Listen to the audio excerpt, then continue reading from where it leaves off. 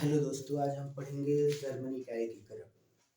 Germany का एकीकरण Germany का एकीकरण जिस प्रकार इटली का एकीकरण होता है वो भी फ्रांस से प्रेरणा लेके उसी प्रकार जर्मनी का भी एकीकरण होता है। और देखते हैं किस प्रकार जर्मनी का एकीकरण होता है। जर्मनी में एक ऐसे व्यक्ति का जन्म होता है जिसका नाम होता है बिस्मार्क।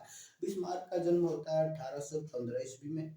और बिस्मार्क का जो शिक्षा होता है, एजुकेशन होता है, वो बर्लिन में होता है। और बर्लिन में जब एजुकेशन उनका होता है उसके बाद वो पहली बार प्रतिनिधि सभा का सदस्य 1847 में उन्हें चुना जाता है, प्रशा का। और उस समय प्रशा का जो राजा थे वो थे विलियम विलियम प्रथम थे। विलियम प्रथम प्रशा का राजा थे उस समय। इन्हें प्रशा का प्रतिनिधि सभा का सदस्य 1837 में चुना जाता है और यहीं से इनकी राजनीतिक करियर का शुरुआत होती है। और राजनीतिक करियर की शुरुआत 1847 से होती है और राजनीतिक करियर में ये अहम भूमिका अदा करते हैं, जिससे हर बार इनकी पदोन्नति होती चली जाती है। और 1862 ईस्वी में इन्हें विलियम प्रथम जो प्रशा के राजा थे, उन्होंने बिस्मार्क को प्रशा का चांसलर 1862 में घोषित कर दिया। और जब बिस्मार्क जो है 1862 में प्रशा का चांसलर बने, इन्होंने जर्मनी के एकीकरण का कार्य और तेजी से आरंभ कर दिया।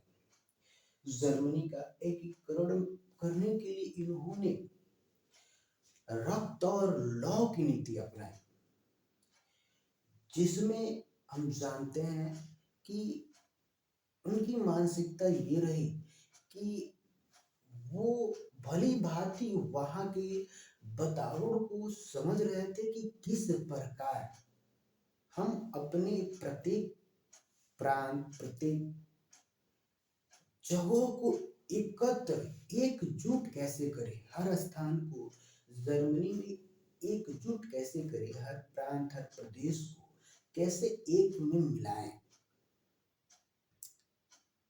इसलिए उन्होंने रक्त और लौ की नीति अपनाई, क्योंकि लगभग वहां शांतिपूर्वक जर्मनी का एकीकरण करना संभव नहीं था।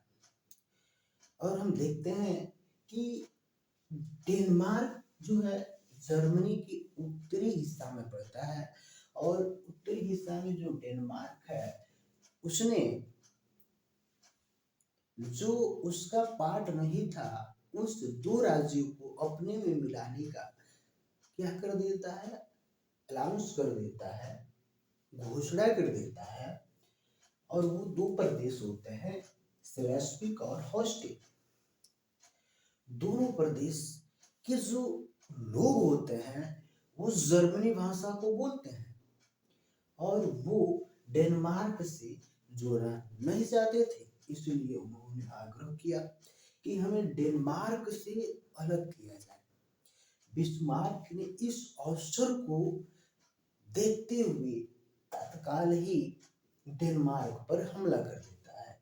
और डेनमार्क पर हमला होता है 1864 ईस्वी में। डेनमार्क और बिस्मार्क के बीच युद्ध होता है और इस युद्ध में बिस्मार्क डेनमार्क को पूरी तरह पराजित कर देता है। पराजित करने के बाद हम देखते हैं कि एक समझौता होता है जिसे हम गेस्टाइन समझौता के नाम से जानते हैं। इस समझौते के माध्यम से बिस्मार्क यानी प्रशा को स्लेस्विक और होस्टिन दोनों प्रदेश मिल गए। जर्मनी में स्लेस्विक और होस्टिन दोनों जुड़ गए। अब हम देखते हैं कि बिस्मार्क दूसरे चरण में, पहले चरण में डेनमार्क पर हमला करके इन्होंने जीत हासिल की। उसके बाद दूसरे चरण में हम देखते हैं कि ऑस्ट्रिया की तरफ अपना ध्यान केंद्रित करते हैं, क्योंकि ऑस्ट्रिया जर्मनी के अनेक हिस्सों में अपने कूटनीतिज्ञ के माध्यम से कार्य कर रहा था, और हर हिस्से में जर्मनी के लगभग वो अपने निर्णय और अपने अनुसार कर कार्य कर रहा था।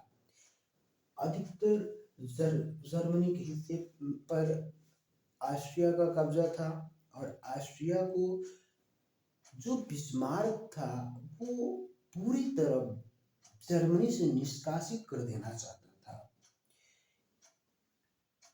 इसलिए उसने जो उसका दुश्मन थे, जैसे इटली, जो पहले से ही उनकी बनती नहीं थी, उस इटली से इन्होंने जाकर, बिस्मार्क ने जो है इटली से जाकर समझौता किया, और इटली को समझौता के माध्यम से ऑस्ट्रिया और प्रसा के बीच युद्ध में शामिल न होने का प्रस्ताव रखा, और इटली जो है इस बात से राजी भी हो गया और प्रसा को साथ देने का कार्य आरंभ कर दिया। उसने भाग लेने के लिए मना किया था युद्ध में, लेकिन उसने ऑस्ट्रिया को सहायता देने के बदले उसने जर्मनी को सहायता देना बेहतर समझा, प्रसा को सहायता करना बेहतर समझा, और उसने प्रसा का क्या किया, साथ दिया। और इसी बीच हम देखते हैं कि बिस्मार्क अपने कूटनीतिज्ञ के माध्यम से, कूटनीति के माध्यम से जो फ्रांस के राष्ट्रपति नेपोलियन तृतीय जो हैं उनसे मिलते हैं, और उन्हें भी आग्रह करते हैं कि उन्हें बात विचार विमर्श के माध्यम से यह निवेदन करते हैं कि इस ये जो युद्ध हो रहा है प्रसा और ऑस्ट्रिया के बीच, हमारे युद्ध के बीच में आप नहीं आएंगे, ऑस्ट्रिया का साथ नहीं देंगे। इस पर नेपोलियन तृतीय सहमति जताते हैं और युद्ध में भाग न लेने की अनुमति देते हैं। इस प्रकार कूटनीति के माध्यम से फ्रांस को भी युद्ध से दूर रखा, इटली को भी युद्ध से दूर रखा। अब जो ऑस्ट्रिया है, अब ये अकेला पड़ गया, और इसी बीच 1866 ईस्वी में बिस्मार्क ने ऑस्ट्रिया के विरुद्ध युद्ध की घोषणा कर दी, और यह युद्ध सेडोवा के मैदानों में हुआ, और यह युद्ध 7 सप्ताह तक चला, जिसे हम 7 सप्ताह का युद्ध भी कहते हैं।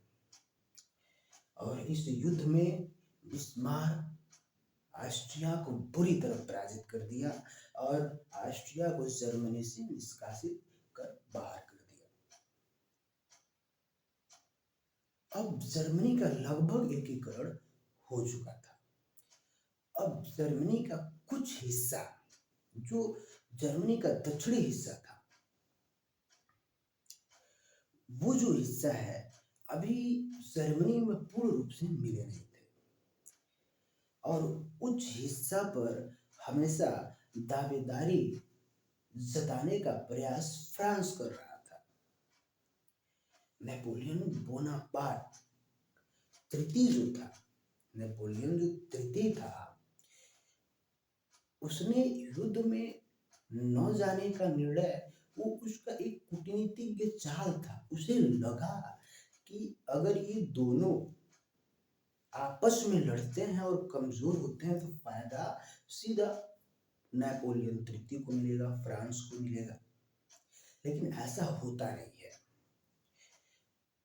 जो बिस्मार्क है वो पूरी तरह ऑस्ट्रिया को पराजित कर देता है, और ऑस्ट्रिया को पराजित करने के बाद तीसरी चरण में जो फोकस होता है फ्रांस पे, बिस्मार्क का होता है। बिस्मार्क तीसरी चरण में फोकस जो करते हैं फ्रांस पे करते हैं और दक्षिणी हिस्सा को फ्रांस से मुक्त करने के लिए वो आक्रमण की तैयारी कर देते हैं। और वो 1870 ईस्वी में 1 सितंबर 1870 ईस्वी में फ्रांस पर आक्रमण कर देते हैं। और आक्रमण में से फ्रांस और बिस्मार्क के बीच युद्ध होता है। इस युद्ध में नेपोलियन तृतीय बुरी तरह पराजित हो जाते हैं और पराजित होने के बाद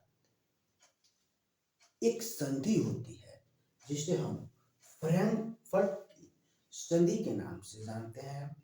और इस संधि के माध्यम से जर्मनी को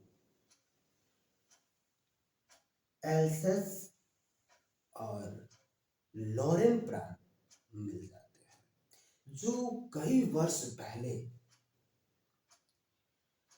जर्मनी को अपमान सहना पड़ा था फ्रांस से। वो जर्मनी ने अपना बदला भी पूरा इस युद्ध में कर लेता है। और हम देखते हैं इसी प्रकार एक वर्साय में समारोह रखी जाती है। और इस वर्साय में इस समारोह में विलियम प्रथम को जर्मनी का सम्राट घोषित कर दिया जाता है।